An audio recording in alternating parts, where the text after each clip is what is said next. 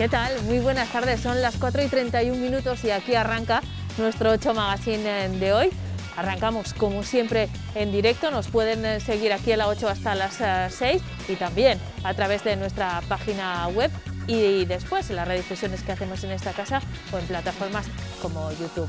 En el programa de hoy vamos a hablar mucho de libros. Nuestro primer invitado presenta mañana su novela en la capital y viene a hablarnos de ella, pero creo que podría ser el espectador tipo de este programa porque le va a gustar todos y cada uno de los contenidos que hemos preparado. El suyo, por supuesto, vamos a hablar de La última noche de Libertad Guerra, es el título de la novela de Leandro Pérez, pero es que los libros van a ser muy protagonistas en el programa de hoy, en el tema de portada, y después, cuando saludaremos a un representante de la Asociación Burgos Acoge y a un auxiliar de la Biblioteca Miguel de Cervantes, que se han unido en un proyecto para contar historias que podrían, desde luego, protagonizar diferentes libros, pero que van a estar contadas en primera persona por sus protagonistas en la sede de la biblioteca. Después les damos más detalles sobre esa cuestión, pero además nos va a acompañar, como cada 2 miércoles, Enrique del Rivero para llevarnos de viaje por la provincia. Como escritor y burgalés, seguro que a nuestro primer invitado le gustará mucho seguir los pasos de Enrique, que, ya saben, están recogidos en la página web Burgos sin ir más lejos y que ustedes también pueden realizar. Nosotros les hacemos propuestas y después ustedes las llevan a cabo cuando quieran. Además, en el programa de hoy vamos a estar en directo con Gerardo de Mateo en la cancha del San Pablo, hablando con el speaker que ustedes cuando van como espectadores escuchan en el Coliseum. Me temo que ese tema también le interesa a nuestro invitado, así que aunque acaba de llegar, le voy a invitar a que se quede todo el programa porque esos temas le van a gustar y otros que se van a ir sucediendo a lo largo del programa, porque este es un programa vivo, creo que también le van a interesar.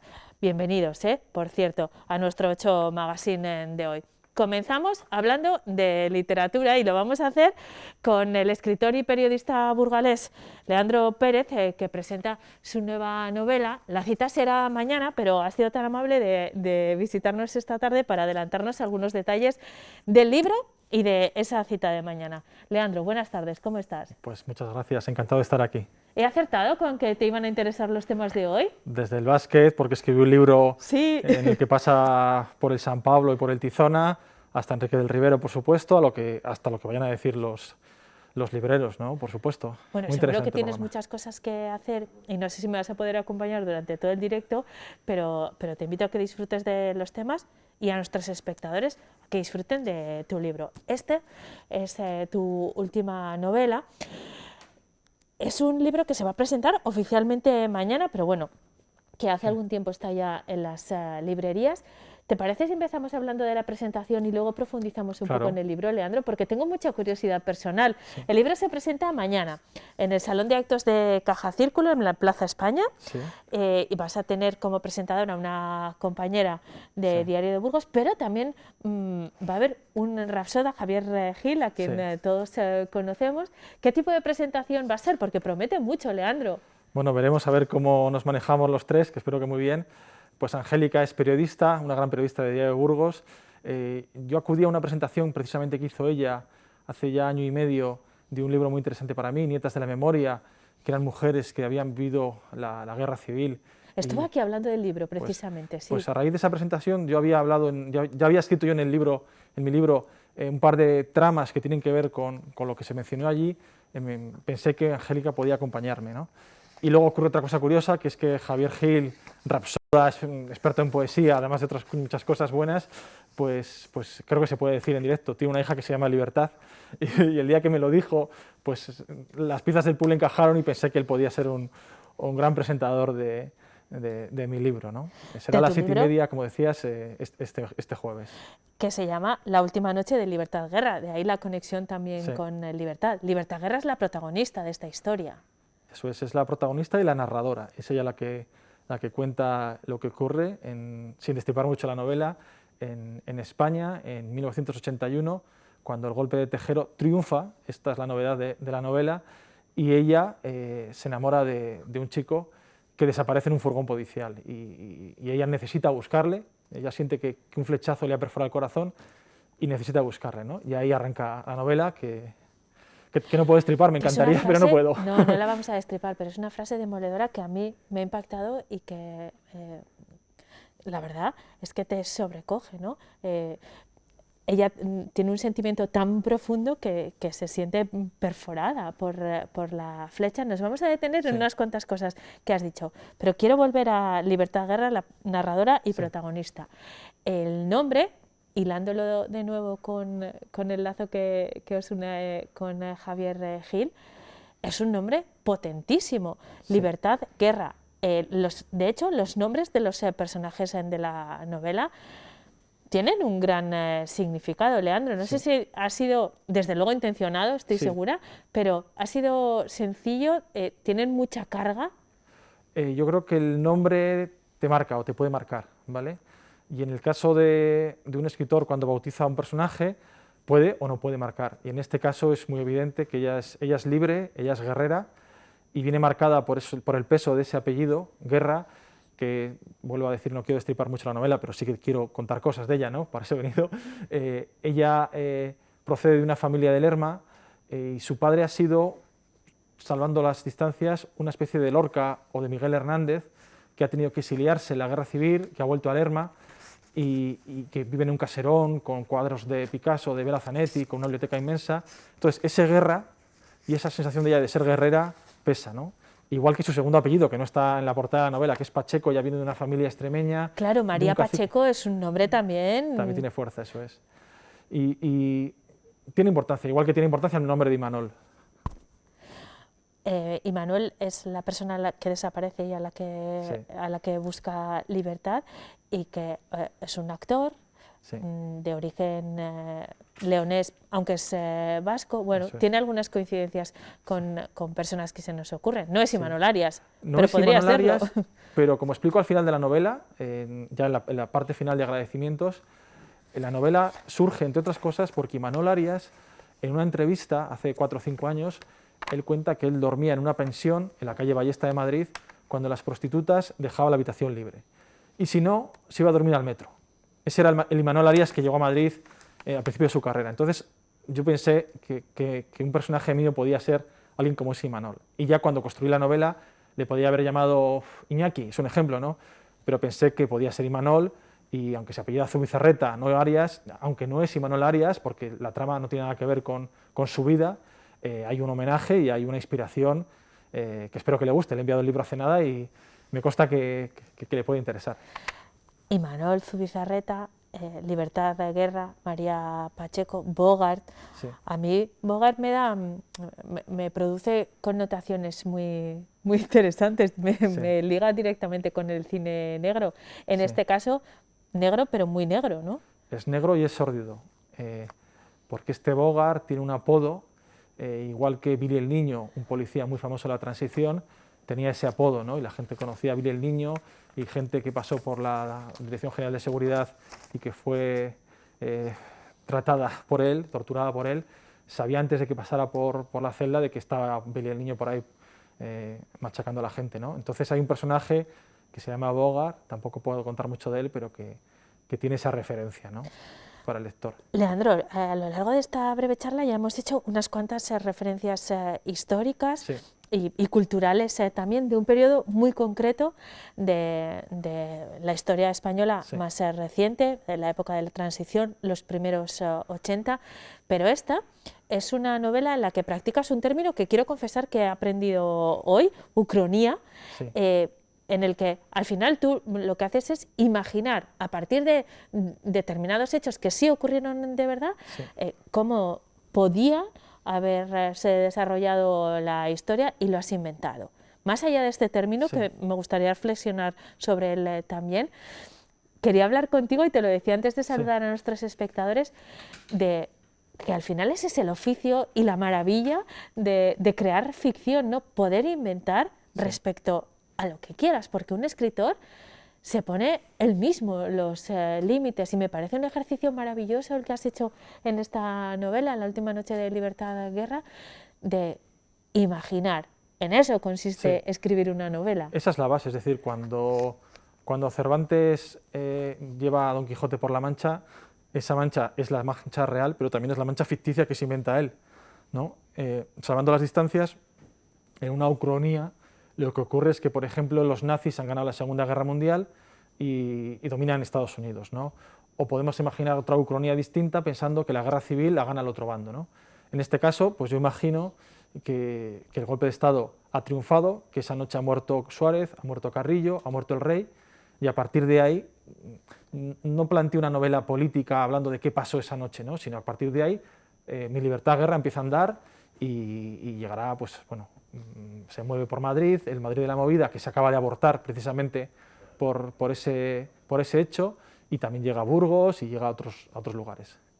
Llega a Burgos, llega a Lerma, que es su lugar Sí. de origen. Vamos a movernos un poco por los escenarios. Sí. A Baracaldo, que es una localidad vizcaína, como todos nuestros espectadores saben, pero con muchos lazos, Sí. también con Burgos. ¿Cuál es el viaje que hace Libertad? Sin Sí. desvelar nada, como decíamos Es una hace búsqueda, un momento. hay una búsqueda suya, ella busca a Imanol, y en esa búsqueda en algún momento tiene que hacer parada y fonda en Lerma porque sus madres, así en plural, que su madre y una mujer que se llama Jacinta, que la considera su segunda madre o su tercera abuela, vive allí, y también vive allí la tata, su hermana. Entonces ella va a pasar por Lerma y en algún momento también igual tendrá que pasar por Burgos, ¿no? Bueno, le acompañaremos en ese viaje a través de la lectura. Me gustaría también hablar de la profesión de Libertad. Es periodista en el diario Pueblo, en ese contexto sociopolítico que has inventado, insistimos, pero que me temo, bueno, tiene que ser muy complicado hacer periodismo de verdad en esas circunstancias, porque es una España, como ya hemos dicho, en la que ha triunfado el golpe del 23F y hay un régimen militar. Igual no se diferencia mucho del franquismo, ¿sí? Yo en esta novela no he querido entrar en derechas ni izquierdas de una manera evidente, sino que me he puesto en la piel que podemos imaginar. Imagínate tú misma en tu trabajo que vives en un país donde llegan los talibanes, ¿no? y te hacen presentar este programa con un burka, es un ejemplo, o directamente te despiden porque no vales para el puesto, ¿no? O imagínate que vives en la Alemania de los años 30, que acaba de vivir los felices años 20 y llegan los nazis, ¿no? Pues ser periodista cuando llega una dictadura, del signo que sea, normalmente equivale a sufrir graves percances o a tener que por lo menos que padecer la censura. Es lo que le ocurre a ella. Ella vive en una redacción mítica que es la de Pueblo, podía ser cualquier otra de esos periódicos que en la transición lo hicieron muy bien, y de repente se encuentra en una situación muy complicada, ¿no? Y entonces ella además tiene un diario, la novela de hecho es su diario, donde ella va contando lo que le pasa con su jefe, que tiene ese punto de acosador, que también de cosificarla a ella, la considera, pues, sobre todo se fija en su físico más que lo que escribe, aunque luego de vez en cuando le diga que escribe muy bien, ¿no? Y entonces me ha gustado mostrar cómo es una redacción, también en una situación un poco excepcional, porque la redacción que yo conozco es incluso la del diario Burgos, donde fui becario en los 90, o la del Mundo en Madrid, donde estuve también después, pero claro, aquí retrocedo a un momento anterior en el que no hay tecnología, no hay móviles, no hay los ordenadores que hay ahora, pero sí hay en el fondo relaciones humanas como en cualquier otra redacción. Me gustaría, antes de despedirnos, detenernos en la banda sonora, porque esta novela tiene una banda sonora, Leandro, no solo en las páginas del libro que vas detallando, sino que te has molestado en hacer una lista de Spotify para que los lectores del libro puedan reproducirla también. ¿Qué suena en esa lista? Pues suena, por ejemplo, la novela se abre con una cita de Miguel Hernández, unos versos que cantó Serrat en su día, ¿no? Tres heridas. La novela empieza jugando con Imagine de John Lennon y dándole la vuelta. Imagínate que España no es un infierno, el Imagine de John Lennon. Y ella, como es periodista y encima es periodista musical, aunque luego eso no puede ejercer de eso, entonces ella cada vez que está en un sitio percibe muy bien la música que hay. Si está en un bar de la movida y están sonando los Clash o está en otro sitio y suena Loquillo, ella percibe muy bien la música que hay y lo muestra, ¿no? Y yo creo que esa música pesa, desde esa música más de la movida, más rockera como Bruce, hasta Maritrini, o hasta se comenta, por ejemplo, que ha entrevistado a Los Pecos, ¿no? Entonces, toda esa parte, igual que también se cuenta bastante la parte poética, porque su padre ha sido poeta y hay versos que aparecen del padre, o hay referencias a otros poetas como Cernuda o como Lorca a lo largo del libro, pues toda esa parte conforma el escenario en el que ella se mueve, ¿no? Leandro, ¿cómo ha sido para ti ese viaje a la imaginación, ¿no? Sí. A crear esta ficción? Además has elegido un estilo muy directo, ¿no? Sí. ¿Lo has pasado bien? ¿Has disfrutado? Ha sido muy entretenido y además ha tenido un punto balsámico porque buena parte de la novela la he escrito en la pandemia, cuando no podíamos viajar, cuando estábamos confinados. Entonces el viajar con la imaginación pues también fue algo muy bueno para mí y espero que para los lectores que la lean también. Seguro que sí. Por cierto, hablando de los lectores, no sé si tienes un lector en tu cabeza, pero esta novela me imagino que va a tener lecturas muy distintas en función de la generación a la que pertenezcas. Sí. Tú y yo somos de una generación parecida y lo vamos a mirar, conocemos Sí. la historia más reciente, pero no la hemos vivido en primera persona, pero habrá muchos lectores que son coetáneos Sí. de este momento, que eran jóvenes, no en estas circunstancias porque no son reales, pero sí en aquella España, y otros muy jóvenes Sí. a los que esto ya les parecía ficción, ¿no? Sí. Desde la lejanía. Pues es una de las satisfacciones que tiene luego un escritor, el escuchar opiniones muy distintas y muy diversas. Hay un lector burgalés, por ejemplo, que cuando vea que resucito el Cafeto Madrid, mítico sitio que ya no existe, o que paso por la Pécora o por el Oliver, se va a sentir muy a gusto. Que sí, ¿no? resisten, por cierto, Sí. eso sí. Eso resisten. Y hay otro que va a Llanas en vez de a las Llanas, porque ahora los chavales jóvenes dicen que van a Llanas, en vez de nosotros que decíamos a las Llanas, pues que también las van a descubrir de otra manera, ¿no? Eso por entrar en la parte burgalesa. Y es lo bonito de escribir un libro, que tú eres el primer lector, eso es lo que creo yo, que el que escribe es el primer lector del libro y el que corrige, cambia, corta, el que trabaja con el manuscrito, pero una vez que ya lo sueltas, que ya está en las librerías, pues ya a aceptar críticas, a aceptar comentarios y a seguir mejorando en el siguiente libro. Estupendo, pues Leandro, felicidades por el trabajo, espero que mañana la presentación sea tan interesante como promete y sobre todo que tenga un largo recorrido la última noche de Libertad de Guerra. Muchas gracias por haberme acompañado esta tarde y hasta pronto. Muchísimas gracias. En 8 Magazine, a las 4:48 nos ocupamos de la previsión meteorológica y luego nos vamos de viaje con Enrique del Rivero.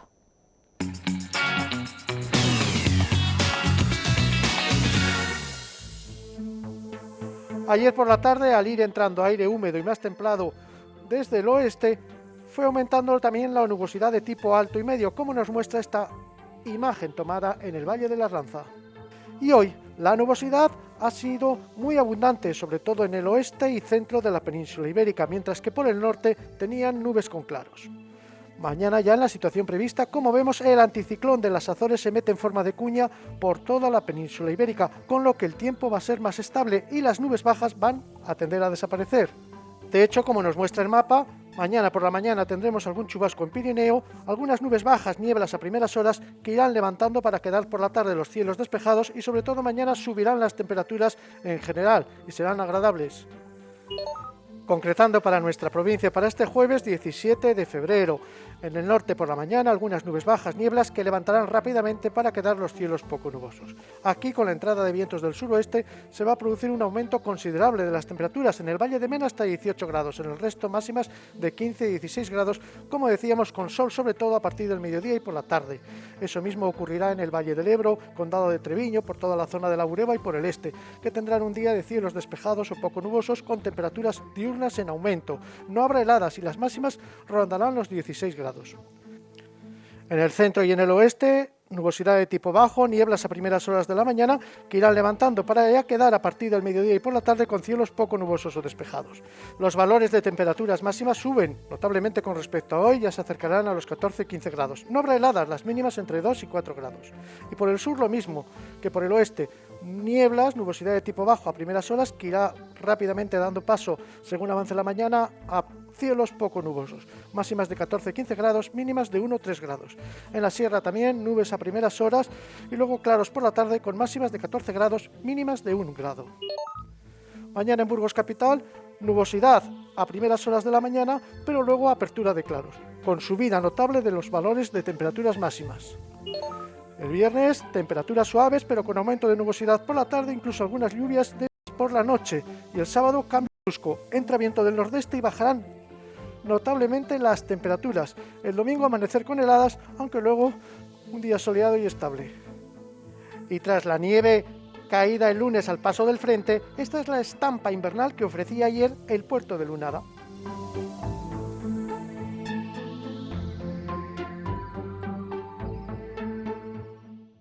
Las 4:51 empezamos a hacer planes. Bueno, no paramos, porque hemos planeado ya leer la novela de Leandro Pérez y ahora nos vamos a ir de viaje siempre con las propuestas que nos hace Enrique del Rivero, y que quiero recordarles. Lo que hacemos aquí es una propuesta que ustedes van a encontrar en la página web Burgos sin ir más lejos, que es ya un elemento multimedia, porque parte de la página web, pero tiene versión televisiva, tiene podcast, tiene edición impresa en Diario de Burgos. Enrique, buenas tardes. Buenas tardes, ¿qué tal estamos? Y en el móvil también.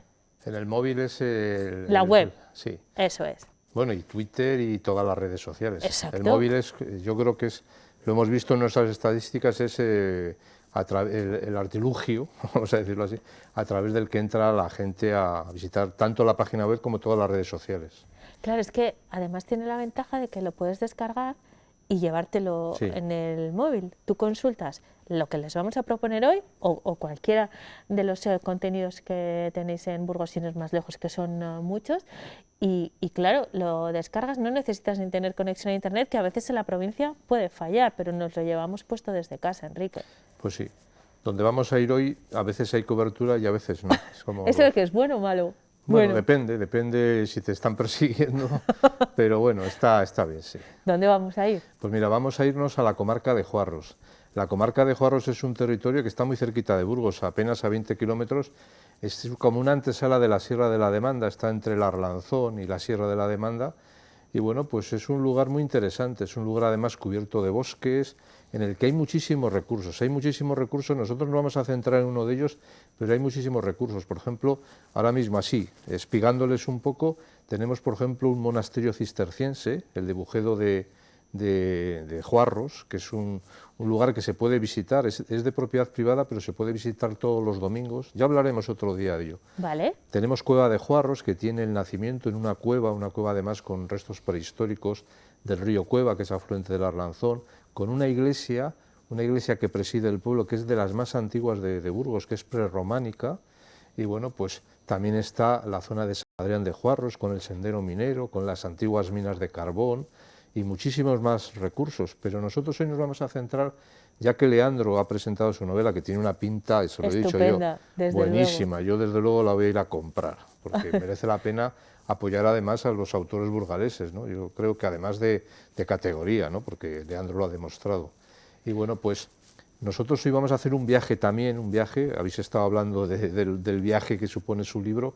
Nosotros vamos a hacer un viaje a la prehistoria, que es uno de los sueños de los hombres, poder viajar en el tiempo. Pues aquí lo podemos hacer a 20 kilómetros de Burgos. Nos podemos introducir en un lugar en el que vamos a ver cómo vivían nuestros antepasados. Y si no vemos a nuestros antepasados, sí que vamos a ver a los animales que convivían con nuestros antepasados. Y vamos a irnos a Paleolítico vivo. Enrique, ya estamos viendo algunas de las imágenes que nos habéis facilitado desde Burgos sin ir más lejos. Se trata al final de, durante lo que dure la visita, estar prácticamente en el mismo entorno en el que estuvieron nuestros antepasados. Ha tenido que realizarse de forma forzada porque desafortunadamente nos hemos cargado nuestro entorno, pero no la parte natural. No. El rincón donde está establecido Paleolítico vivo es un bosque muy bien conservado, son las dehesas de Salguero de Juarros, bosques de roble rebollo. Es un bosque típico de la zona de la Sierra de la Demanda, con árboles centenarios, y allí en esas praderas, que sería un hábitat muy parecido al que conocieron la gente que vivía en Atapuerca. Este proyecto surgió también relacionado con la Sierra de Atapuerca, que está a 10 kilómetros de la Sierra de Atapuerca. Yo creo que está además, pues eso, apadrinado por los responsables de los yacimientos de Atapuerca, porque es muy interesante que la gente que visite los yacimientos luego vea esa recreación que se ha hecho, una recreación además que se ha hecho con animales vivos. Es el proyecto de Paleolítico Vivo quiere conservar la naturaleza y además investigar. Es un lugar en el que se está conservando varias especies de animales que se han recuperado, que se acabaron extinguiendo, muchas de ellas, sobre todo, además no hace tanto tiempo. El bisonte europeo, por ejemplo, se acabó extinguiendo en la naturaleza pues, a principios del siglo XX. Lo mismo pasó con el caballo de Przewalski y también pasó con los tarpanes, que eso sí que se habían extinguido un poquito antes. Pero bueno, esos bisontes que se conservaron en Polonia, en algunos zoológicos, pues hay científicos que los han estado recreando, por así decirlo, cuidándoles, y entonces, bueno, pues ahora se han distribuido por distintos lugares de Europa, y aquí en Burgos pues están un grupo muy importante, que les estamos viendo, se recrean. A Paleolítico se puede ir en cualquier época del año. Aquí hemos mezclado imágenes del mes de julio, que hacía calor, que había los árboles tenían hojas, con imágenes de una nevada, sí, de invierno. Mismo. Esta nevada es del año pasado. Este año, por desgracia, no está nevando lo que tendría que nevar. Esta es nevada del año pasado, en enero. Y bueno, pues ese es el ambiente en el que se recrean los bisontes. También hay, por ejemplo, caballos de Przewalski, que son los otros caballos, que son unos caballos, esos sí que son ejemplares salvajes, y se les nota al observarles en la naturaleza. Son caballos que vivieron en las zonas de Asia, que también fueron cazados por nuestros antepasados prehistóricos. Y luego están los tarpanes. Los tarpanes son los caballos que se extinguieron y fueron los caballos que vivieron aquí, los que cazaban la gente que vivía en las cuevas de Altamira, por ejemplo, del Castillo. Estos bisontes no son los mismos que cazaban nuestros antepasados que vivían en Atapuerca. Por ejemplo, la gente, los Homo heidelbergensis, cazaban unos bisontes distintos, los ancestros de estos que vemos ahora. Pero bueno, nuestros antepasados, los Homo sapiens, pintaron estos bisontes en las cavernas, en lo que he mencionado antes, en Altamira, es la cueva de los bisontes. Y estos caballos, ya les veis, son los mismos que están pintados en Lascaux, en otras muchas cuevas. Son unos animales preciosos. Esto es una experiencia única para llevar a los niños, ¿no? Está pensado para toda la gente. Yo he disfrutado muchísimo, grabando los ¿Cómo es la experiencia, Enrique? Cuéntanos, porque nosotros recorremos un espacio grande y estamos muy cerca de los animales, no interactuamos directamente, bueno, en algunos casos sí, pero es un recorrido amplio. ¿Cómo se realiza? Se puede realizar de distintas maneras. Se puede realizar como una especie de safari, en vehículos 4x4 adaptados que parten de Salguero y te llevan por una serie de caminos establecidos, caminos antiguos y caminos carreteros, y te permiten, pues eso, visitar las distintas manadas de los caballos, de los bisontes, de los uros, que se me había olvidado, que también son unos antepasados. También es una recreación. El uro sí que se extinguió en el siglo XIX, que eran unos grandes bóvidos. Bueno, pues eso lo podemos hacer en esos vehículos 4x4, con lo cual, que les estamos viendo ahí en las imágenes, es como que estamos en un safari por África, es esa sensación. La verdad es que el vehículo se mueve mucho porque vas por caminos, por las praderas. Y luego también se puede hacer algo que recomiendo yo a la gente, que es caminando. Se puede hacer, hay una versión caminando que son 2 o 3 horas a través de los bosques, guiados por expertos guías de Paleolítico Vivo, y la verdad es que disfrutas muchísimo porque te acercas a los animales tienen unas distancias, hay que reservar unas distancias, sobre todo en ciertas épocas, por ejemplo en la época de cría, porque los espectadores estarán viendo algunas imágenes que se ven pequeños bisontes, ¿no? Pues han nacido estos años. También esta chica, por ejemplo, está explicando las técnicas que utilizaban nuestros antepasados en el Paleolítico para cazar a estos animales, porque todos estos animales que estamos viendo convivían, se extinguieron más o menos en nuestra zona hace unos 10.000 años. Bueno, el último bisonte en España le cazaron en los montes de Navarra en el siglo XII, para que te hagas una idea, ¿no? Pero bueno, eran esos animales, y aquí nos enseñan cómo elaboraban el fuego, como está haciendo ahora, cómo tallaban las herramientas, las armas, utilizaban el siles, cómo podían curtir las pieles. Bueno, la verdad que esto para los niños verdaderamente es muy didáctico y muy interesante. Yo creo que de verdad me parece un sitio, lo he traído por eso, porque está en Burgos sin ir más lejos, porque fue una de las primeras cosas que grabamos, porque es una iniciativa que ha surgido de gente de Burgos, gente que es una iniciativa privada, desde luego. Entonces, bueno, pues eso hay que valorar, que a veces estamos acostumbrados a que todo nos lo dé la administración y sea todo público. En este caso es privado, pero que tiene unas conexiones muy, muy intensas con lo público, con el patrimonio, con la conservación de la naturaleza. Yo desde luego lo recomiendo. Enrique, este año en nuestros premios de la 8 Burgos, Paleolítico Vivo fueron los ganadores con la votación de los espectadores en la categoría de desarrollo rural. Sí. Muchas veces hablamos de iniciativas de desarrollo rural que son al final quienes mantienen no solo los pueblos, en este caso un entorno natural que si no... A lo mejor si no existiese esta actividad, pues tampoco se habría conservado, ¿no? Bueno, se habría conservado de otra manera. Estos bosques son comunales, esto es lo han arrendado al ayuntamiento. Si no estuviesen los bisontes, pues habría vacas igual, o no habría nadie. Si no hay ganado, pues el bosque se va cerrando, eso tiene problemas de incendios, se mueren los árboles, así los bisontes y los otros animales están limpiando el bosque. Cumplen una función del ganado que antes vivía en estas dehesas y que ahora ha desaparecido. Pero, por ejemplo, yo creo que sí que contribuyen al desarrollo rural y a la vida en los pueblos. Por ejemplo, estos pueblecitos de Juarros, Salguero, San Adrián, viven mucho de los visitantes, entre otras cosas, de los visitantes que van a ver el Paleolítico Vivo, porque hay unas pequeñas tabernas, restaurantes, en las que cuando vas allí se ve a la gente que se está tomando el café, que se toma el bocadillo, el pincho, que comen.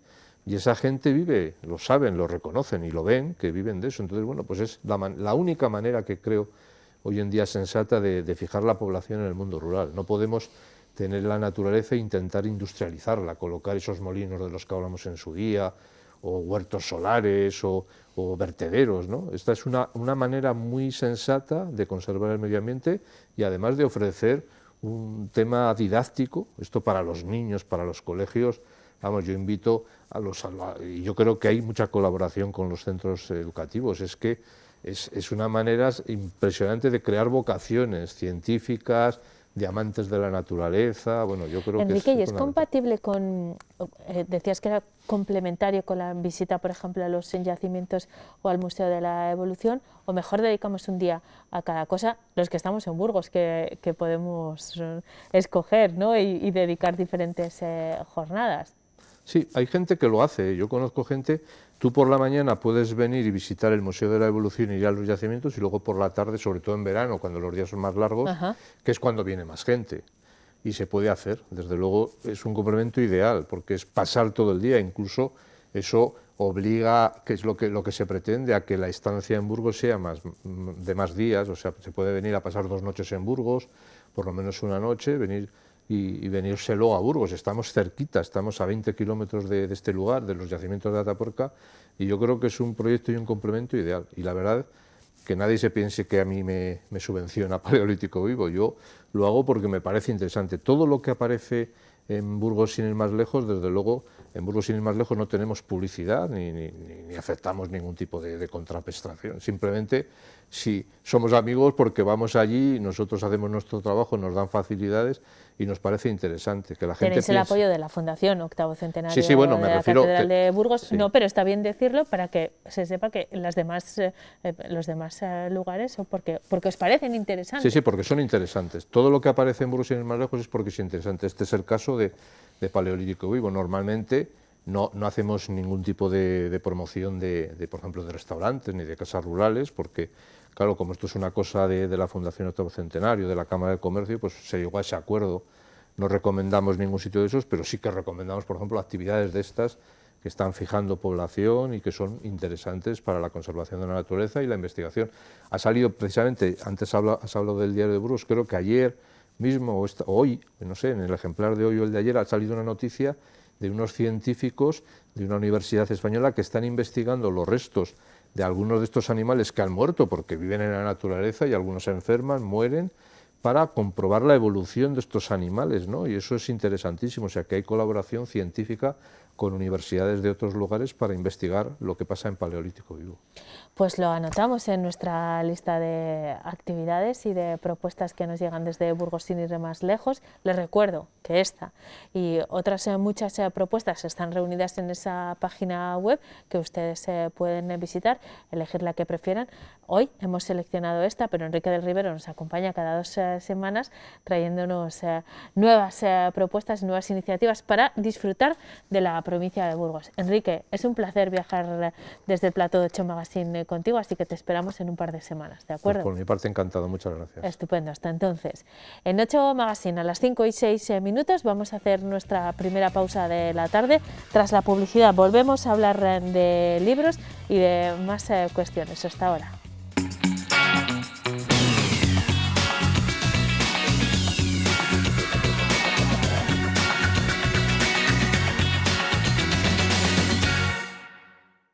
Son las 5:12. Les he dicho al inicio del programa que vamos a hablar mucho de libros hoy. Lo hemos hecho con la novela de Leandro Pérez y lo vamos a seguir haciendo, pero a través de una actividad yo creo que bastante original y yo diría que pionera en Burgos. Nos lo van a aclarar nuestras invitadas. Desde luego el entorno es absolutamente dedicado a los libros, porque nos vamos a ir hasta la Biblioteca Miguel de Cervantes, donde esta misma tarde va a tener lugar la actividad de la que les vamos a hablar y que vamos a desgranar de la mano de Ana Andueza, que es auxiliar de la Biblioteca Miguel de Cervantes. ¿Qué tal, Ana? Bienvenida, Bien, buenas tardes. Gracias. Y nos acompaña también Azucena Simón, que es técnico del programa de Igualdad de Trato y No Discriminación de Red Acoge, las dos patas de este proyecto que vamos a desgranar. ¿Qué tal? Bienvenida, buenas tardes. Gracias. Vamos a contar primero en qué consiste la actividad de hoy y luego, si os parece, hacemos un poco de historia de cómo arranca vuestra colaboración. Pero lo que va a ocurrir esta tarde, Ana, decía que yo creo que, desde luego, es una propuesta muy original y no sé si se ha hecho en alguna otra ocasión en Burgos. Yo creo que no. No, en Burgos la verdad es que no se ha hecho en ninguna otra ocasión. Sí que hubo alguna propuesta pensada para tiempos antes, pre-COVID, digamos, pero nunca se llegó a cabo. Era pues de parte de la Asociación de Bibliotecarios de Burgos y de los libreros. Pero vamos, es la primera vez que tiene lugar la iniciativa así como tal. Viene un poco en pequeño formato, pues bueno, porque lo hemos centrado en un tema, también gracias a la colaboración con Burgos Acoge y la Red Acoge. Y bueno, pero ahí está. Vamos a explicar en qué consiste. Yo he contado al principio de forma muy somera que se trata de una biblioteca humana. Cada persona una gran historia. Se trata de compartir en primera persona una historia que, desde luego, estoy segura que con lo que nos van a contar los protagonistas podía ser una historia literaria. A veces hasta parece ficción, ¿verdad? Y sin embargo son historias reales. Partís de las historias reales y de sus protagonistas. ¿En qué consiste exactamente? Bueno, la idea es contar con las historias de personas. En este caso, la Biblioteca Humana se centra en el tema de migración. Entonces, la idea es generar una colección de libros, de historias que contar, en la que esa persona cuenta su historia. Hay otras 5 o 4, bueno, depende un poco, ahora con medidas COVID, el formato es muy reducido, como ha dicho Ana, pues escuchan esa historia, ese libro, y luego también hay un momento en el que se puede hacer alguna pregunta, ¿vale? sobre la historia, ¿no? Entonces, la persona que cuenta el libro pues también tiene oportunidad de responder o no. Y la historia lo que pretende es contar un poco eso, la historia bien de migración o de emigración, para que la persona que lo escuche pues pueda eso, conocer de cerca lo que es una experiencia migratoria, entender más, ¿no? El por qué la gente decide cambiar de lugar de vivir y a través de ahí eso, pues, ¿no? Conectarnos las personas desde las experiencias humanas. ¿Te parece, Ana, si ponemos un ejemplo para que nuestros espectadores tengan claro el tipo de historia que se va a escuchar esta tarde en la biblioteca? Bueno, pues como decía, la colección de esta Biblioteca Humana es una colección basada en la migración y de distintos tipos. Entonces vamos a tener 5 libros humanos, Pues por ponerte un ejemplo, uno es una persona que en su día tuvo que emigrar y que ahora ha retornado. Entonces, pues puede hablar desde su experiencia, cómo fue su llegada al país de destino, cómo fue su vida allí, si fue acogida, y cómo ha sido su regreso y cómo se ha sentido al volver. Otro ejemplo es una persona que tuvo que emigrar por motivos de guerra de su país de origen, emigró a otro del que después tuvo que volver a emigrar por motivos económicos. En otro caso hay una asociación de personas, un representante de una asociación de migrantes de Mali. ¿Otro ejemplo? ¿Cuál? Otra es una mujer que bueno, ha vivido un proceso de migración, salió de su país de origen y decidió bueno, pues venir a Burgos a vivir, y luego otra persona es una solicitante de protección internacional, que bueno, pues los solicitantes de protección internacional salen del país bueno, pues por razones más concretas que lo que podemos conocer generalmente como migración. Políticos, porque necesitan refugios, persecuciones, riesgo de peligro de muerte. Son historias muy potentes, como nos acabáis de explicar, pero también lo es la dinámica en la que se van a intercambiar esas, se va a compartir la historia y las preguntas. ¿Cómo van a ser esos encuentros? Ha sido necesario, no podemos invitarles. La próxima vez lo vamos a hacer con un poco más de antelación para que los espectadores puedan asistir, aunque es verdad que en estas circunstancias las plazas son limitadas y lo habéis organizado con mucho mimo para hacerlo en las mejores condiciones de seguridad posibles. Pero ¿cómo van a interactuar las historias humanas, los protagonistas y los que van a escucharlas, Ana? Bueno, pues en un primer lugar, una presentación en la que se establece un reglamento, porque hay un reglamento de participación, y se establece que el libro cuente a sus lectores, que son en este caso 5, pues la experiencia de vida que ha tenido durante 6 minutos. Y después hay una pequeña, durante 3 minutos más, en la que los lectores pueden formularle algún tipo de pregunta, siempre desde el respeto y sin invadir la intimidad y sin hacer que el libro se sienta incómodo. El libro en cualquier momento está en su derecho de saltarse algún capítulo si no le interesa. Y todos los asistentes van a escuchar todos los libros, van a recorrer todas las historias. ¿Es así, Azucena? Esa es la idea. Bueno, en un gran formato podría ser más libros, más personas, y cada uno puede elegir, ¿no?, o decidir o se organiza de alguna manera a escuchar algunas de ellas, pero como es en pequeño formato, son 5 libros, 5 historias, que bueno, sí que lo hemos preparado para que todas las personas puedan escuchar las 5. Hemos arrancado esta conversación diciendo que es una iniciativa pionera en Burgos y muy original por lo que acabamos de explicar, y que forma parte de una serie de acciones que desarrolláis entre la biblioteca y la red Acoge. Espero que salga muy bien la experiencia y que haya ocasión de repetirla, pero no va a ser la única. Como digo, tenéis un calendario completo, Ana, de actividades. Es pionera un poco la colaboración entre Burgos Acoge, Red Acoge y la Biblioteca Miguel de Cervantes, que es de municipal. Pero anteriormente en Burgos ya hubo una experiencia de otra entidad que también trabaja con migración, que es ACEN, que sí que hizo una biblioteca humana en gran formato, lo hizo en la Plaza San Juan. Entonces es pionera nuestra colaboración, por así decirlo, pero la experiencia de biblioteca humana en Burgos ya existía, ya había una experiencia previa de otra entidad también versando un poco sobre temas de migración para dar importancia, bueno, pues eso, a las historias que tienen que contar las personas que están abocadas un poco, bueno, pues eso, a migrar y a dejar su país de origen. Y bueno, nuestra colaboración sí que empieza pues el año pasado, ¿no? Sí. Un poco, si quieres contar tú, Ana, o... Sí. Bueno, tenemos aquí a Frida Kahlo, Es. que está compartiendo también esta charla con nosotras, que es un ejemplo de vuestra primera colaboración. Aquí empezó todo, ¿no? Tenemos un panel de unos cuantos en los que trabajasteis, Ana. ¿Cómo arranca todo? Pues arrancado fue porque nos pusieron en contacto Red Acoge con las bibliotecas municipales, pues porque querían hacer una iniciativa. Entonces nosotros lo que hacemos es poner un centro de interés destacando un personaje determinado. Entonces cada biblioteca destacamos un par de personajes y bueno, hicimos pues eso, unos puntos de interés y a partir de ahí comenzó la... Claro, estas bibliografías se pusieron tanto en centros cívicos, en centros en la estación, en otras bibliotecas de la ciudad. Entonces, a raíz de ahí, la Biblioteca Miguel de Cervantes, que como tiene también pues eso, muchas actividades también durante todo el año, pues nos planteamos, oye, y si seguimos trabajando, el tema es muy de interés, al final es verdad que podemos tener una colaboración, ¿no?, entre una entidad del tercer sector como puede ser Burgos Acoge y los centros municipales de, bueno, pues eso, seguir trabajando el tema de migración. De ahí surgió un poco la idea de, desde enero hasta mayo, plantear diferentes actividades.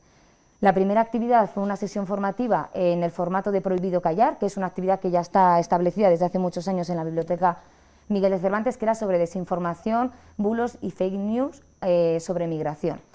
La segunda actividad era, bueno, como tal, es la Biblioteca Humana, pero nuestra idea inicial era que, coincidiendo con las fiestas del barrio San Pedro de la Fuente, que es donde se ubica la biblioteca, pues poder hacer un encuentro de personas donde también podríamos contar historias sobre cosas que todas las personas tenemos en común, ¿no? Independientemente de nuestro origen. Y la idea era un poco eso, hablar pues, sobre las fiestas del barrio, fiestas de otros países, cómo se celebran, ¿no? Cómo viven las festividades. Como las fiestas del barrio, pues bueno, es verdad que no se han llevado adelante este año en algunas zonas de la ciudad. Bueno, pues al final rescatamos un poco la idea eso de hacer esta biblioteca humana, que era un poco de donde nacía esa primera, ¿no?, intención, ese encuentro de experiencias de gente de diferentes orígenes para llegar al final un poco eso, a empatizar, conocernos más y también romper un poco ese, bueno, a veces recelo, ¿no?, que hay hacia la migración. Las siguientes actividades, bueno, tenemos pendiente también hacer una en marzo, en abril y en mayo, que bueno, estamos ahí un poco pues terminando de organizar. Entonces la idea es una colaboración continua y bueno, quién sabe si luego pues el día de mañana puede ser en otra biblioteca que está ubicada en otra zona, ¿no?, en otro barrio. Estupendo, iremos haciéndonos eco de las actividades a medida que se produzcan, pero me gustaría detenerme, y quiero conocer el punto de vista de las dos, en la biblioteca como un espacio de intercambio más allá del cultural, que ya es mucho. A mí me gusta siempre reivindicar las bibliotecas públicas como un espacio gratuito, en el que uno puede acceder a todo tipo de cultura, no es solo un espacio de intercambio de libros, que también, sino de prensa, de todo tipo, de películas, de discos, de cultura en general, abierto a cualquiera y gratuito, y eso ya es algo a lo que concederle un gran valor. Pero además las bibliotecas se han convertido no solo en un agente cultural, sino en un punto de encuentro. En este caso estamos hablando del barrio de San Pedro de la Fuente, pero hay numerosas localizaciones en la ciudad que Cualquiera de las bibliotecas, hacen las mismas o parecidas actividades. Quiero decir que, ¿qué significa no solo esta actividad, sino la biblioteca como espacio? Claro, la biblioteca como espacio es un poco lo que venimos reivindicando desde el programa Prohibido Callar, en el que la biblioteca se convierte en un espacio de encuentro donde pues, todas las personas que lo deseen acuden allí a hablar, pues no necesariamente de un libro. Se pueden organizar debates en torno a cualquier tema, pues del tema que puedas hablar con tus compañeros de trabajo o con tu vecino en la calle. En el Prohibido Callar se ha hablado del fracking, se ha hablado del paro, de los desahucios. O sea, se tratan temas, sobre todo, que son de gran calado social. Entonces la biblioteca yo creo que lo veo como un agente aglutinador y que reúne a distintos agentes para conseguir que se hable de las cosas. Y al final, en una sociedad como en la que estamos, que al final parece que las conversaciones quedan un poco diluidas entre tanto ruido en los medios, en las redes sociales, al final es un espacio donde se habla de tú a tú y ponemos cara a realidades que igual de otra manera no sabemos que existen. Entonces, y que lejos del silencio, ¿no?, al que asociamos a la biblioteca, me parece fantástico que sea un lugar bueno de encuentro, de debate. Y entiendo que para entidades como la que representas esta tarde, también es un foro muy interesante de encuentro con los ciudadanos, ¿no? Claro, la iniciativa también de la Biblioteca Humana que vamos a realizar esta tarde viene también enmarcada dentro de un programa específico que es el de igualdad de trato y no discriminación, que es promociona Red Acoge a través de Burgos Acoge, aquí en la ciudad. Y bueno, el programa tiene como dos objetivos clave, ¿no? Uno es atención a víctimas que han sufrido situaciones de discriminación y la otra es la de promocionar una cultura de igualdad de trato. Y ahora, bueno, una de las estrategias que más se utiliza es eso, el poder compartir experiencias con otras personas para derribar esos estereotipos y prejuicios. Y precisamente en los espacios municipales es de vital importancia que estos temas pues, se trabajen ahí, ¿no? Y poder contar con espacios y la colaboración de la biblioteca que bueno, pues nos han abierto las puertas estupendamente y hemos trabajado fenomenal. Bueno, pues sea de interés eso, hablar de eso, de igualdad de trato, de no discriminación, de cuál es la situación que tenemos ahora mismo en la sociedad burgalesa en relación a estos temas, ¿no? De racismo, xenofobia, si existe, si no, cómo nos posicionamos.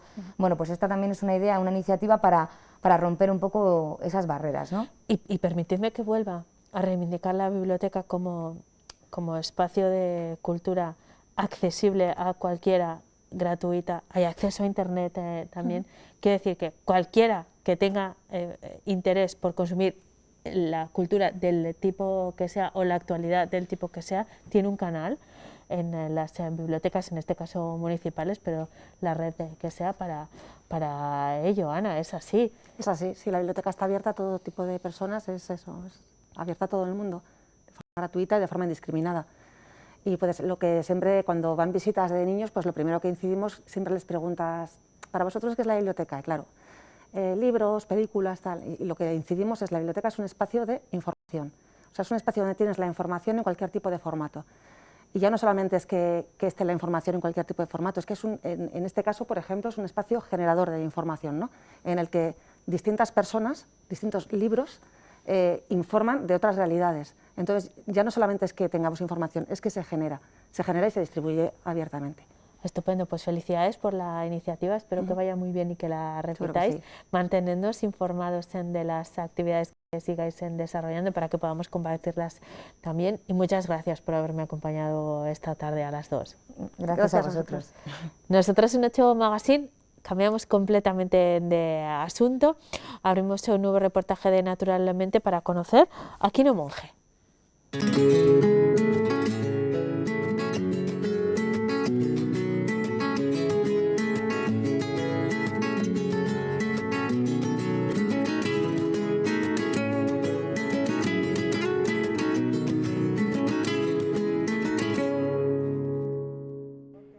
Quino Monge es madrileño, ingeniero de profesión y taurino de afición. Soy hijo de médico cirujano de Plaza de Toros. Me aficioné de pequeñito en los pueblos de Castilla a correr en cierros. Durante su época en el instituto comenzó a visitar las ventas y otras plazas de toros de los municipios cercanos, pero no fue hasta 1987 cuando empezó a colaborar con diferentes empresas del sector. La primera fue la sevillana Roca Víctor, adjudicataria de la plaza de Burgos durante 14 años. Después llegó Tauro Delta. Con ella vivió una de las peores experiencias de su vida. En el año 2000, desafortunadamente, dábamos una feria en un pueblo de Almería, en Vera, y mi maestro y amigo matador de toros con el que empecé, Rafael Roca, tuvo la desgracia que se cayó a un corral como estos, estando desde arriba, falló una cuerda, se cayó a un corral así, y un novillo de Francisco Rivera lo mató. Le siguieron Logarma, Iniciativas Taurinas y Tauroemoción, actual adjudicataria de la plaza burgalesa. Tienen plazas de segunda, han dado, Huesca, Burgos, han dado en Cáceres, en Ávila, en Jaén, y luego muchas grandes de tercera. Tenemos una plaza de primera, pero en América, Tauroemoción es empresario de la Plaza de Toros de Cali. Viajar por el mundo es uno de los muchos placeres que le ofrece su afición. Aunque no es mi profesión, pues mi afición me ha llevado a recorrer toda España y América. Aunque sí hay una plaza que valora especialmente, es este renombrado Coliseum. Hemos vivido la transformación de la Plaza de Toros del Plantío al Coliseum, esta obra fantástica y que es una delicia estar dentro.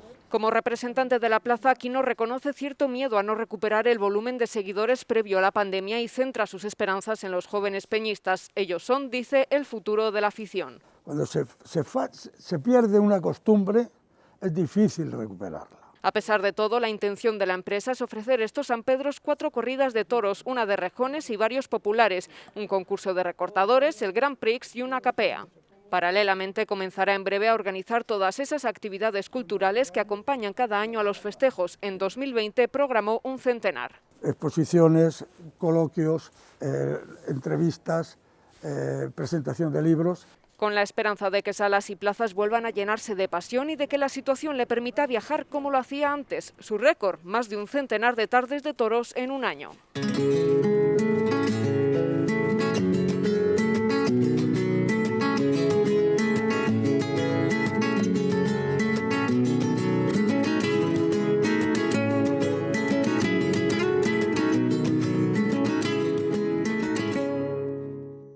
En 8 Magazine vamos Vamos a hacer una pausa para la publicidad.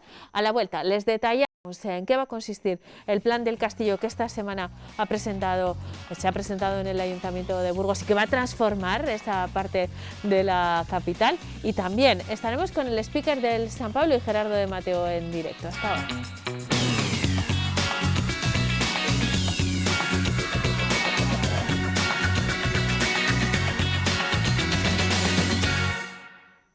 5:38, seguimos en directo en 8 Magazine. Vamos a hablarles en los próximos minutos de la transformación de un punto muy concreto y muy emblemático de la ciudad. Me refiero al castillo, que en un periodo más o menos de un año, a partir de que arranque esta transformación, pues se va a convertir en un espacio completamente diferente al que es ahora y sobre todo vamos a disfrutarlo mucho más, espero, a partir de ese momento. Los detalles de este plan nos lo va a explicar la presidenta de la Gerencia de Cultura y Turismo en el Ayuntamiento de Burgos, Rosario Pérez Pardo. ¿Qué tal, Rosario? Buenas tardes. Muy bien, buenas tardes a todos. Me he referido a la actuación como una transformación. ¿Es correcto ese término? Sí, va a ser una transformación integral partiendo de lo que teníamos desde 2003, que fue la última intervención que se hizo ahí en el castillo. Vamos a dar continuidad a esa fase y queremos que esto dure todavía más fases. Creo que es un proyecto a medio y largo plazo. La verdad es que el castillo desde 2003 estaba totalmente abandonado. La gente seguíamos sin poder llevarla, aunque subía bastante más que anteriormente a 2003, no hemos conseguido todavía llevar a toda la gente, a todos los burgaleses, por ejemplo, como van a la isla, a la Quinta, etcétera, etcétera. Este es un parque natural muy bonito para hacer deporte, para pasear y con un valor innegable que es la fortaleza del castillo. La fortaleza del castillo va a haber un plan integral para, desde lo cultural, llegar a lo arquitectónico. Vamos a ir deteniéndonos en algunos, los que nos dé tiempo, de los aspectos que van a protagonizar esa transformación. Hace más o menos un año, yo creo, nos visitaban los responsables de Ajo Arquitectura, que son quienes han diseñado la intervención. Hubo un concurso y resultaron ganadores, y esa intervención más o menos la hemos ido viendo a través de diferentes recreaciones, pero de ahí parte todo, ¿no? Sí. En el 2020 hubo un concurso de ideas para el castillo, lo ganó la empresa esta, Ajo y AU Arquitectos, y a partir de ahí se ha elaborado ya el plan de ejecución. Ese fue un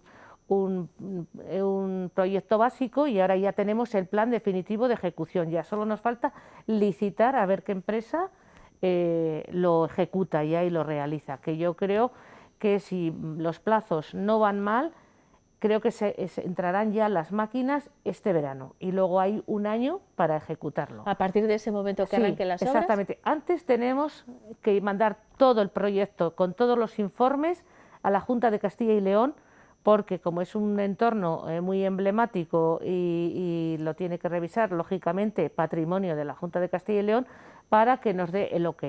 Aunque ya la Junta de Castilla y León conoce de este proyecto, conoció ya el proyecto básico y esperemos que no ponga ningún problema y que todo vaya bien en los plazos. Rosario, una vez arranque esa actuación, probablemente este verano si se cumplen los plazos, ¿qué diferencia va a haber entre lo que tenemos ahora mismo en el castillo y lo que vamos a tener cuando pase un año? Pues mira, la diferencia más importante va a ser la volumetría que vamos a plantear ahí. Va a ser una volumetría a través de mallas.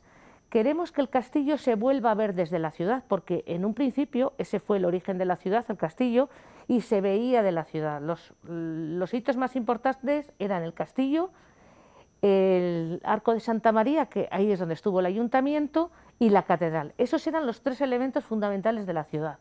El castillo, en los años 50, se plantó cantidad de árboles, lo convirtieron en un parque y dejamos de ver el castillo.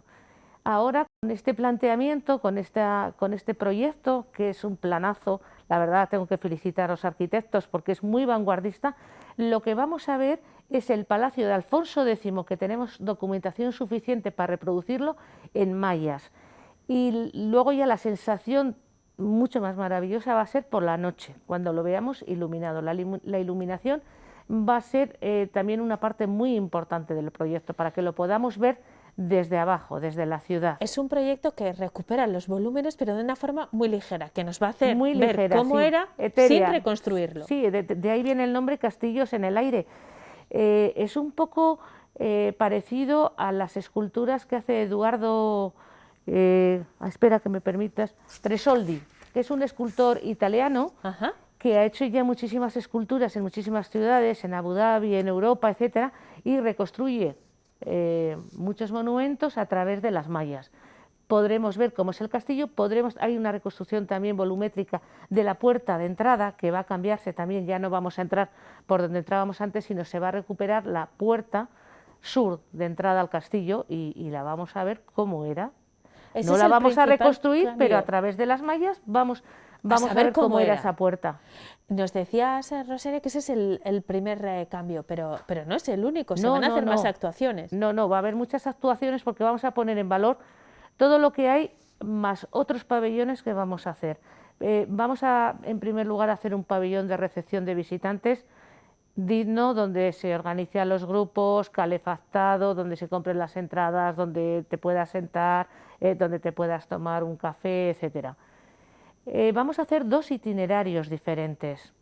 Uno que llega como hasta la mitad para las personas que ya lo han visto o burgaleses que quieren entrar al castillo sin tener que pagar entrada, y otro más largo para los turistas o personas que nos visitan en la ciudad. En este proyecto vamos a dar mucha importancia a las murallas también, porque hemos diseñado un camino entre las lizas, entre las murallas, que ese va a ser muy interesante. Y luego vamos a recrear en todo el castillo un poco el hilo conductor, va a ser la época napoleónica, cuando estuvieron los franceses y la voladura del castillo. Ese va a ser un poco el hilo conductor. A partir de ahí, pues hay una empresa que hace todas las ilustraciones y toda la interpretación de todo lo que tiene que ser ese espacio.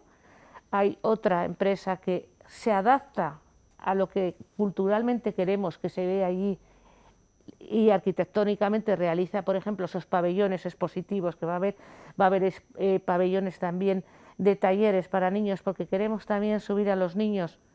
Va a ser una explotación turístico-cultural para los de fuera y para los de dentro. Queremos que sea algo vivo, que no sea un elemento solo turístico que en épocas estivales o de vacaciones la gente vaya a verlo, sino que queremos que sea de disfrute también para los españoles, para Rosario, los burgaleses. porque esta actuación que estamos explicando tiene como objetivo ofrecer una propuesta turística y cultural. No se trata solo de acondicionar de otra manera la zona, sino dotar de contenido a ese espacio, ¿no? Sí. Se ha hecho conjuntamente.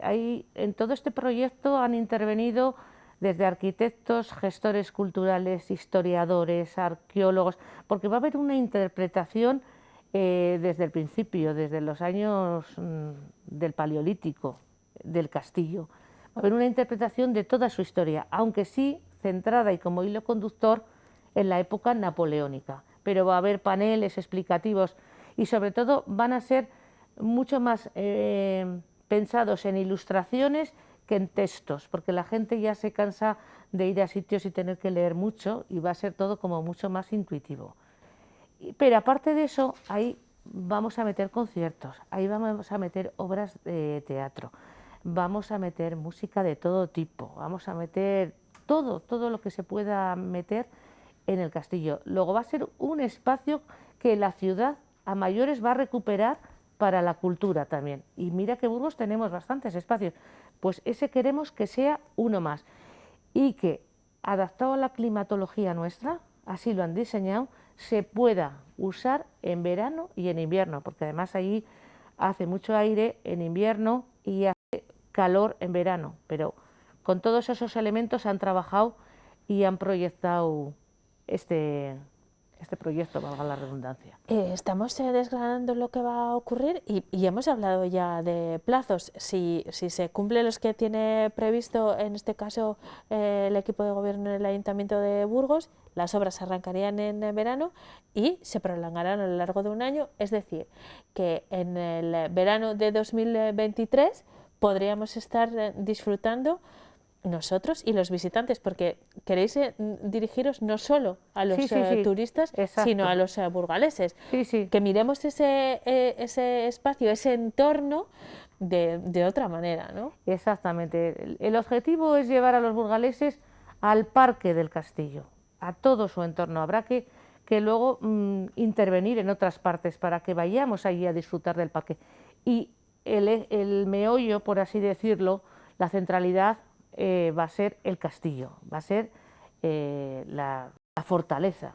Y ahí es claro, donde, porque hablamos del parque del castillo y de la fortaleza. Hay que diferenciar. 2,3 millones de euros. Creo que va a ser una inversión importante y creo que va a haber un antes y un después cuando podamos ver esa fortaleza tan bonita y sobre todo tan moderna, porque va a ser muy moderna, la vamos a ver desde abajo, como te decía, y vamos a querer subir y además es que vamos a hacer una gestión cultural muy potente y yo creo que la gente irá a verlo. Será muy interesante ir a ver conciertos allí en verano, será muy interesante llevar a todos los escolares a través de los programas, como te decía antes, de La Ciudad También Enseña y de otros programas, llevarles al castillo, es decir, que todo el mundo disfrute de esa fortaleza que ahora parece un cúmulo de piedras y que no es apetecible ahora ir al castillo. Y queremos que la gente le apetezca subir al castillo. Pues lo vamos a ir viendo paso a paso. Si todo va bien, las obras arrancarán en verano. Estoy segura de que vamos a tener ocasión de charlar con la responsable de la Gerencia de Cultura y Turismo en el Ayuntamiento de Burgos de aquí a entonces. Y también durante el proceso también es bonito seguir el proceso de un proyecto como este, aunque estamos deseando ver el resultado final, porque hay cosas que nos cuesta imaginar, Rosario, pero bueno, el viaje también tiene su interés, así que lo vamos a seguir. Y también quería decirte que una vez que esté finalizadas las obras, nuestro interés, nuestro objetivo es ponerle en valor nacional e internacionalmente. Por eso vamos a ingresar en la red de palacios y castillos de toda Europa. Para que hay mucha gente que va visitando castillos y que va visitando palacios para que esté en esa red y puedan venir a visitarnos a nosotros también. Va a ser muy interesante porque ahora mismo no tiene una proyección nuestro castillo nacional ni internacional y queremos ponerle en el mapa del mundo. Pues ojalá eso sea así, pero lo dicho, vamos a acompañar este viaje también y vamos a ir viendo cómo progresa el proyecto Castillos en el Aire, que si todo va bien arrancará en verano y en un año veremos terminar. Rosario Pérez Pardo, muchísimas gracias por haberme acompañado. Muchísimas gracias a vosotros por llamarme. Y hasta pronto. Gracias. En 8 Magazine nos vamos a ir en directo al Coliseum para saludar a Gerardo de Mateo, que está a pie de cancha, como podemos ver, con una persona muy importante en cada uno de los partidos que ahí se celebran. Gerardo, buenas tardes, ¿de quién se trata? Muy buenas tardes, Eneca, aquí en directo cuando son las... Nada, no son ninguna, porque claro, aquí no hay nadie todavía. Como hoy juega contra el Bilbao Basket a las 9:30, bueno, pues quería también que vieseis un poquito lo que ahora mismo se está produciendo en el Coliseum. Pues gente trabajando, casi todos son técnicos, pues de las pantallas, de televisiones, que están poniendo ahí todo el cableado a lo largo y ancho de todo el Coliseum, gente de publicidad, para que todo no falle nada y muchas sorpresas que se van a poder vivir. Pero nosotros hoy también queríamos vivir, valga la redundancia, con el que se supone que vive más los partidos, que es el speaker de la Hereda San Pablo, que lo tengo por aquí. Él se llama Diego Prado y es uno de los, ¿qué tal, Diego? De los que pone su voz y la música y anima y a veces llora a toda la gente de la Hereda. Diego, muy buenas. Muy buenas tardes, ¿qué tal? Bueno, pues queremos saberlo todo de ti, de tu profesión, preciosa profesión, obviamente no se dedica solo a esto. Efectivamente. Hay que dar las gracias a tu jefe por que te hemos secuestrado yo un poquito antes de tu hora, ¿no? Bueno, no pasa nada. Además, merece la pena porque conozcáis un poquitín también esta otra cara del baloncesto. Y sí, bueno, me dedico un poco, o tengo un punto privilegiado para ver y para vivir los partidos del Hereda San Pablo Burgos. Fijaros, porque este es el sitio de Diego, está a 1 metro y poco del parqué. Sí, sí, tal cual. De hecho, durante la pandemia, que ha habido muchas cosas malas, también ha habido alguna cosa buena, y es que se oía absolutamente todo lo que se comentaban. Todo, a los árbitros, hablando con los jugadores, con los entrenadores, absolutamente todo. Claro, tenía también un montón de cosas malas y negativas, y es que no hemos tenido a la gente aquí arropando y disfrutando de esta temporada histórica que hizo el equipo, pero bueno, les volvemos a tener otra vez aquí, y además vuelven a ser muy importantes porque necesitamos ganar sí o sí lo que queda de temporada. De hecho, vamos a hacer un llamamiento, Diego, a toda la gente. El equipo está triste, acaban de perder esa Intercolintina y tal, pero yo creo que quizás ahora cuando hay que llenar más a las 9:30 hoy el Coliseo. Sin duda. Además, nosotros aquí en Burgos somos de confiar y de darlo todo siempre con el equipo hasta el final, así que estoy convencido que la gente responderá al llamamiento y que nos quedaremos la victoria aquí en Burgos, en el Coliseum. Ojalá. ¿Cómo se prepara un speaker ante un partido de la Liga, ACB? Esto seguro que hay manías. Yo soy muy metódico, por ejemplo. Sabemos. Yo lo preparo a conciencia, incluso trato de hacer scouting del equipo rival, o sea, verme algún partido anterior suyo. Normalmente sigo también. Se llama scouting. Eso es, en argot técnico sí.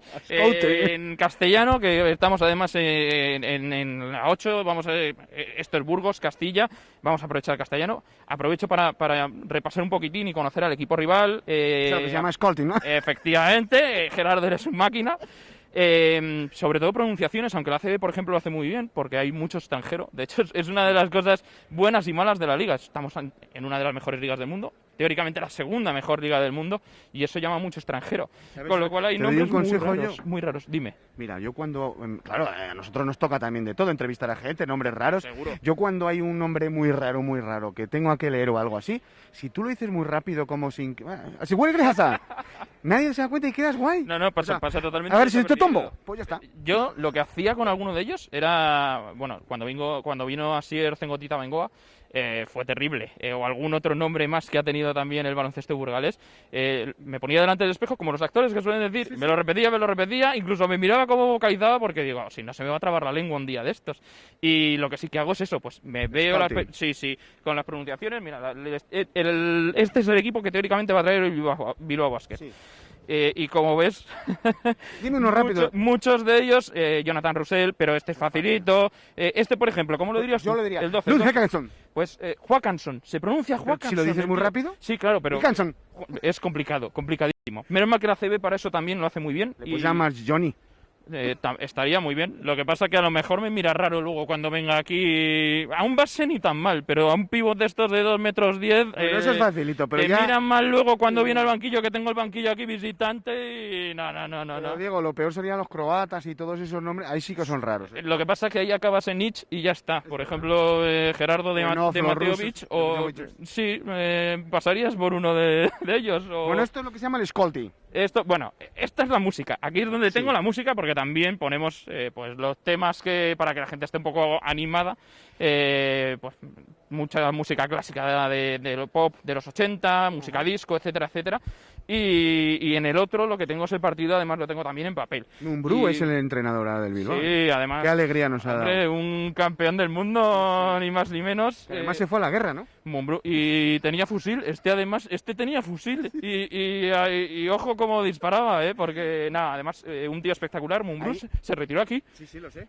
Se retiró aquí y además viene por Navidad, ha venido un par de temporadas a un evento que hacemos en Navidad, el Basketball Christmas Edition. ¿Como el turrón? Como el turrón. Y le encanta la ciudad de Burgos y bueno, un crack dentro y fuera de la pista. Pues fíjate que tenemos aquí pues todo lo que va a leer él, tiene las presentaciones y sobre todo esta noche yo diría a la gente que venga, la gente que ha participado en un concurso del Día de Reyes, que vengan porque igual tiene una sorpresa. Hoy vamos a tener algo parecido a lo que hacía Isabel Gemio en su tiempo. Yo no, tal cual, lo que pasa es que yo no me veo muy de Isabel Gemio, pero bueno, quién sabe. Sí, alguien va a tener un sorpresón que además va a ver el partido desde un sitio muy muy privilegiado y va a Yo te tener digo. alguna cosa más. No vamos a desvelarlo todo porque tampoco es plan. Venga, pues nada, todo el mundo aquí a las 9:30 a ver el trabajo de Diego, que también es muy Y importante. animar al equipo, que eso es lo fundamental, y a seguir o a empezar a sumar victorias para el objetivo. No, para que sí, gracias. A ti. Pues Eneca, nosotros vamos a seguir por aquí a ver cómo se juega, cómo se va llenando esto de gente, las luces, los cables y todo, en definitiva, está preparado para que a las 9:30, por cierto, un poquito tarde bajo mi punto de vista, comienza ese Hereda San Pablo Burgos Bilbao Basket. Gracias, Gerardo, no nos lo perderemos. Muchísimas gracias. Igual que no nos perderemos la cita con ustedes mañana, como siempre, a las 4:30 en punto, aquí en 8 Magazine. Les esperamos en directo para abrir nuestra tertulia y hablar de actualidad, para conocer historias de la Burgati de la mano de Jesús Toledano, la previsión meteorológica con Daniel Angulo. Bueno, un montón de temas en los que ya trabajamos y que desgranaremos mañana a partir de las 4:30. Hasta entonces.